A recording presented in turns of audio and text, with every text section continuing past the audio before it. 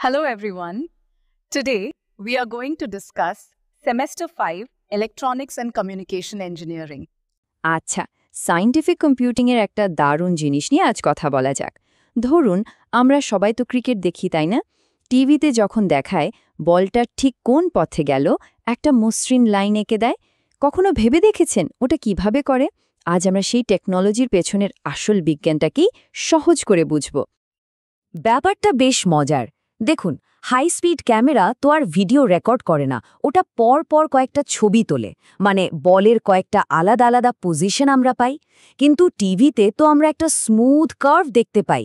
এই বিচ্ছিন্ন ছবিগুলোর মাঝখানের গ্যাপটাকে ভরাট করে কোন জাদুতে এই পুরো রাস্তাটা তৈরি হয়ে যায়? এই জাদুরই একটা গালভরা নাম আছে, ইন্টারপোলেশন। খুব সহজ করে বললে এটা হলো কয়েকটা জানা বিন্দু দেখে সেগুলোর মাঝখানের অজানা বিন্দুগুলো কি হতে পারে সেটা অনুমান করার একটা সায়েন্টিফিক উপায়। মানে সোজা কথায় কানেক্টিং দ্য ডটস। আরেকটা উদাহরণ দিই। ধরুন, আমরা জানি দুপুর 1টার টেম্পারেচার কত ছিল আর বিকেল 5টার টেম্পারেচার কত, কিন্তু দুপুর 3টের ডেটা আমাদের কাছে নেই। ইন্টারপোলেশন ব্যবহার করে আমরা কিন্তু বেশ ভালোভাবেই আন্দাজ করে নিতে পারি যে 3টের সময় তাপমাত্রা কত হতে পারে। দারুণ না? তাহলে মূল পয়েন্টটা কি দাঁড়ালো? ইন্টারপোলেশনের আসল কাজটাই হলো এই রকম বিচ্ছিন্ন কিছু ডেটা পয়েন্টকে জুড়ে দিয়ে একটা সম্পূর্ণ কন্টিনিউয়াস ছবি বা ফাংশন তৈরি করা। কিন্তু প্রশ্ন হলো, এই যে বিন্দুগুলো জোড়া হবে তার সবচেয়ে ভালো উপায়টা কি? দেখুন, বিন্দু মেলানো মানে কিন্তু শুধু একটা স্কেল দিয়ে সোজাসুজি দাগ টেনে দেওয়া নয়। ভাবুন তো, একজন স্পিনারের বল যে পথে যায়, একজন ফাস্ট বোলারের রিভার্স সুইং কি একই পথে যায়? একদমই না। তাই আমাদের ডেটার চরিত্র বুঝে ঠিকঠাক বক্ররেখা বা ফাংশন বেছে নিতে হয়। যেমন একজন স্পিনারের ডেলিভারিটা বেশ মসৃণ আর অনুমান করা যায়, তাই না? এই ধরনের পথের জন্য আমরা পলিনোমিয়াল ইন্টারপোলেশন ব্যবহার করতে পারি। এটা একটা ম্যাথমেটিক্যাল ফর্মুলা যেটা দিয়ে একটা সুন্দর স্মুথ কার্ভ বানানো যায়। কিন্তু যখনই একটা ফাস্ট বোলারের মারাত্মক রিভার্স সুইং ইয়র্কারের কথা ভাববেন, যার পথটা হঠাৎ বদলে যায়, তখন আমাদের আরও জটিল আর অ্যাডভান্স টুলস দরকার হয়। এই পলিনোমিয়াল ইন্টারপোলেশনের সবচেয়ে বড় তত্ত্ব হল, ও চেষ্টা করে সমস্ত ডেটা পয়েন্টসের জন্য একটাই মাস্টার ইকুয়েশন খুঁজে বের করতে, মানে একটাই ফর্মুলা দিয়ে পুরো যাত্রাপথটা ব্যাখ্যা করে দেওয়া। এইখানেই একটা খুব জরুরি প্রশ্ন চলে আসে। যদি বলের পথটা খুব লম্বা আর আঁকাবাঁকা হয়, তাহলে কি একটা মাত্র ফর্মুলা দিয়ে সব বাঁক ঠিকঠাকভাবে ধরা সম্ভব? সবসময় কি এই অ্যাপ্রোচটা কাজ করবে? আর এখানেই ইঞ্জিনিয়ারদের জন্য একটা আরও স্মার্ট রাস্তা খুলে যায়।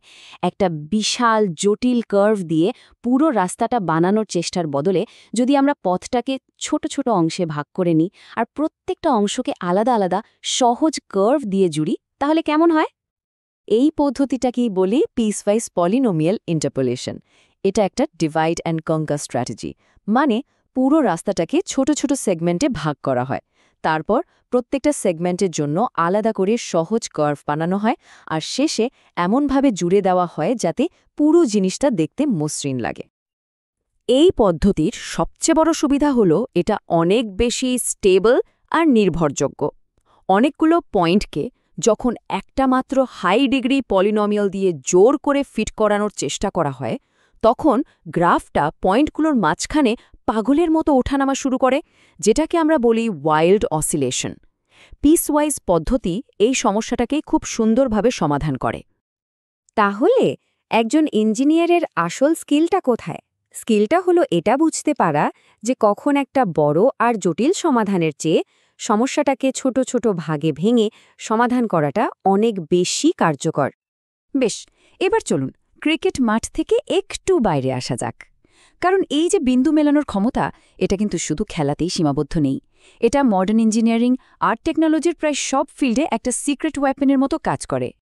তাহলে চলুন একবার ঝালিয়ে নিই আমরা কি কি শিখলাম। প্রথমত, ইন্টারপোলেশনের উদ্দেশ্য হল ডেটার গ্যাপ পূরণ করা। দ্বিতীয়ত, ডেটার চরিত্র বুঝে সঠিক ফাংশন বেছে নিতে হবে। সরল পথের জন্য সিঙ্গেল পলিনোমিয়াল আর জটিল পথের জন্য পিসওয়াইজ অ্যাপ্রোচ ব্যবহার করতে হবে। আর এর ব্যবহার তো অসাধারণ। সিনেমার নিখুঁত সিজিআই এফেক্টস, মেশিন লার্নিং মডেলে হারিয়ে যাওয়া ডেটা পূরণ করা, এমনকি একটা রোবোটিক আর্ম কিভাবে স্মুথলি চলবে সেই পথটা ডিজাইন করা, সব কিছুর পেছনেই কিন্তু এই ইন্টারপোলেশনের মূলনীতি কাজ করছে। একজন ইঞ্জিনিয়ার হিসেবে ইন্টারপোলেশন বোঝা মানে শুধু একটা অঙ্ক শেখা নয়, এটা একটা মাইন্ডসেট তৈরি করা। পৃথিবী আমাদের সামনে বিচ্ছিন্ন তথ্য বা ডেটা পয়েন্ট ছড়িয়ে রাখে। একজন ভালো ইঞ্জিনিয়ার সেই বিন্দুগুলোকে জুড়ে একটা অর্থপূর্ণ ছবি তৈরি করতে পারে। এই ক্ষমতাটাই ইনোভেশনের আসল ভিত্তি। তাহলে এখন যখন আপনারা চারপাশের জগৎটাকে দেখবেন, অনেক অদৃশ্য পথ হয়তো চোখে পড়তে শুরু করবে। মনে রাখবেন, এই বিন্দু মেলানোর ক্ষমতাটা শুধু একটা ম্যাথমেটিক্যাল কনসেপ্ট নয়, এটা ভবিষ্যতের টেকনোলজির ভাষা। যখন আপনারা ডেটা সায়েন্স, মেশিন লার্নিং বা এআই নিয়ে কাজ করবেন, তখন দেখবেন এই ফান্ডামেন্টাল কনসেপ্টটাই অন্যদের থেকে এগিয়ে রাখছে। কারণ ডেটা তো সবাই পায়, কিন্তু ডেটার ভেতরের আসল গল্পটা তারাই পড়তে পারে যারা বিন্দু জুড়ে ছবি আঁকতে জানে। আর এই স্কিলটাই আপনাকে একজন সাধারণ ছাত্র থেকে একজন সত্যিকারের ইনোভেটর করে তুলবে।